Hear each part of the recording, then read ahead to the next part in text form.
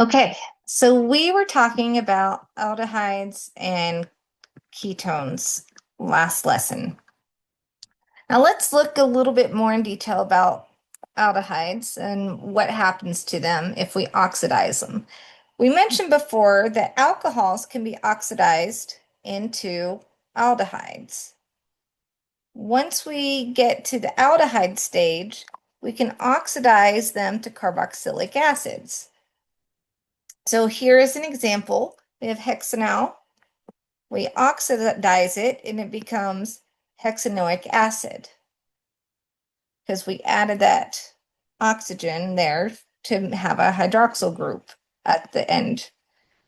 Now, liquid aldehydes are extremely sensitive to oxidation by just the oxygen in the air, that you have to protect them from contact from air during storage because they will immediately oxidize into the carboxylic acid.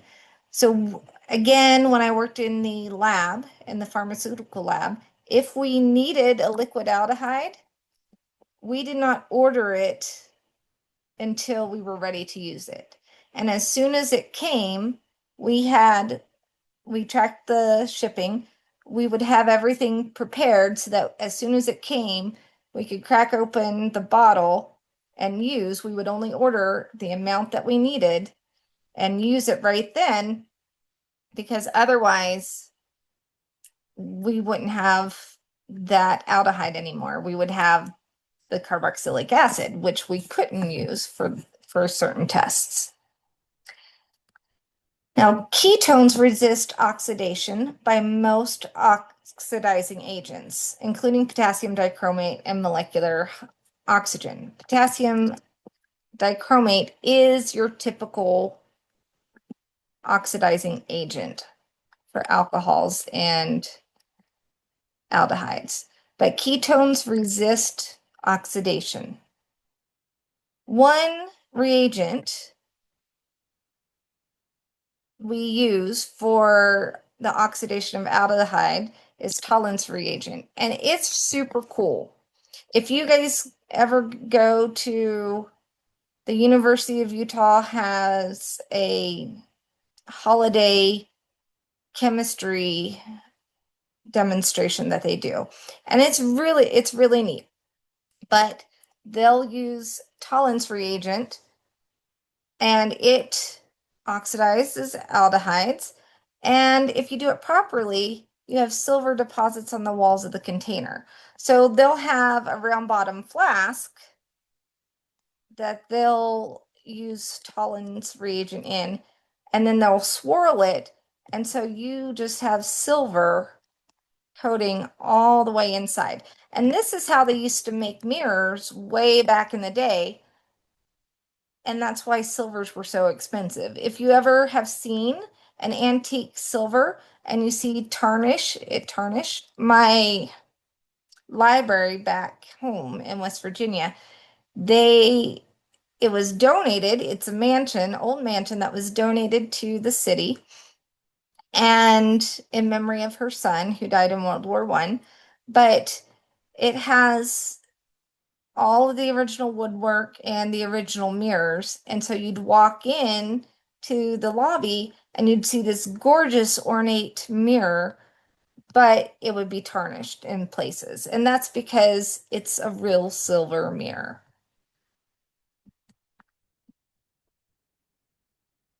Now, the carbonyl group of an aldehyde or ketone is reduced to a CHOH group by hydrogen in the presence of a transition metal catalyst. If we reduce an aldehyde, we get a primary alcohol. Remember, if you oxidize an alcohol, you get an aldehyde. So if you reduce the aldehyde, you're just going backwards to that alcohol. You can reduce a ketone to give us a secondary alcohol. Ketones can be reduced, but they resist oxidation.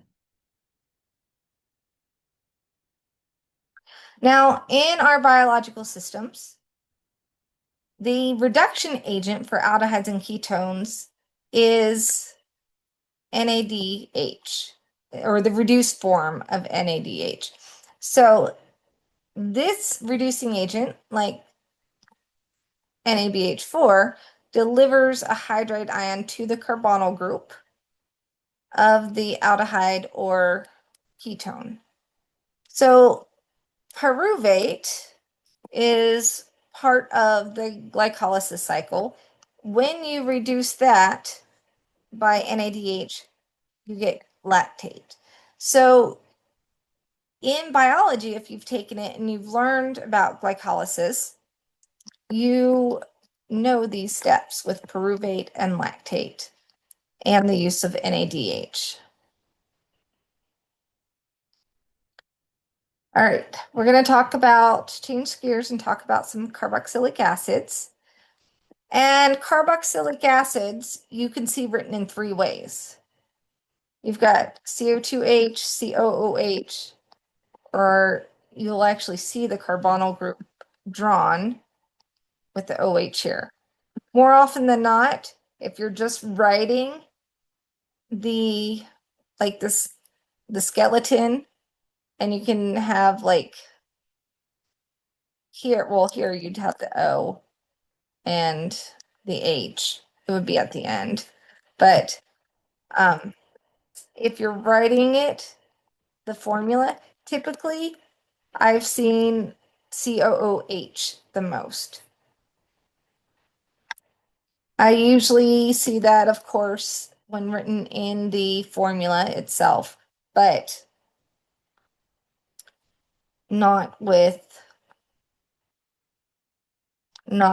you're writing out the formula. This is for the structure mainly, and this is writing the formula. I've honestly never seen that one in any of my readings. But this right here is the functional group. It's just an oxidized aldehyde.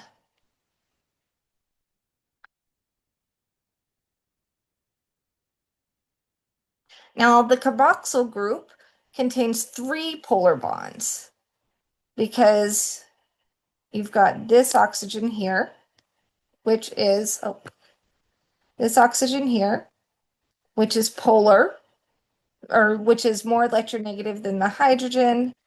So this becomes a positive pole, and this is a negative pole. Right here, the electrons are pulled towards this oxygen, making this more positive. So you could see where there is polarity in the bonds. And of course, there's polarity here as well, because between this carbon and oxygen. So this bond is also polar. So you've got polarity 1, 2, 3 places. And this creates a unique way of bonding.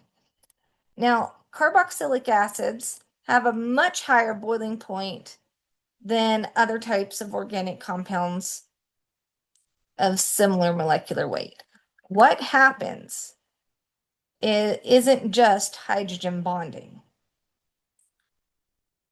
It's that they can hydrogen bond in 2 places to another carboxylic acid molecule and create what's known as a dimer. And this dimer acts as a higher molecular weight compound. So it binds itself strongly through hydrogen bonds to another carboxylic acid and acts as one larger molecule. So that gives it higher boiling points and higher melting points. Here you can see you've got acetic acid, which has an OH group there. You have an alcohol, and you have an aldehyde here. You have your carboxylic acid here.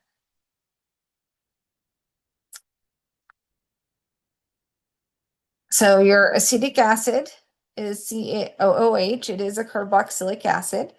And you can see all of these molecular weights are similar, but the boiling point is much higher than the other two of that weight. Here you have your carboxylic acid, you've got your alcohol, you've got your aldehyde. Again, the carboxylic acid has a much higher boiling point in comparison to the other molecules, the alcohol and the aldehyde, which can both hydrogen bond, or alcohol can hydrogen bond. The aldehyde can't. All right, let's look at this. I want you to try and then come and check your answers after. Identify the following compound. What do you see? Is this a ketone, a carboxylic acid, an alcohol, or an amide?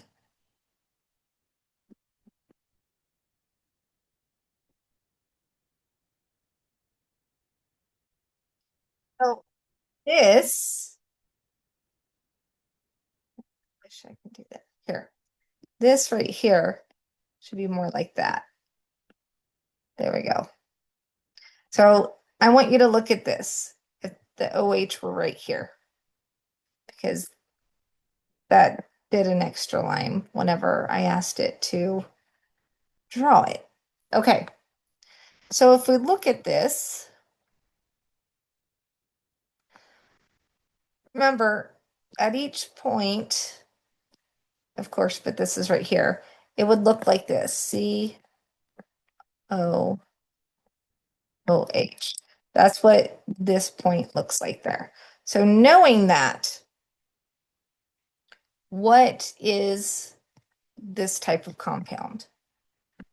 A ketone only has a carbon double bonded to an oxygen. A carboxylic acid looks like this. An alcohol only has OH bonded to a carbon, and an amide has the nitrogen group. So this one would be B, carboxylic acid. Okay, identify the following here. Is it a ketone, carboxylic acid, an alcohol, or an amide? It's a carbon double bonded to an oxygen. That is a ketone. Work on identifying the functional groups. That will help you the most. All right, we'll see you next time.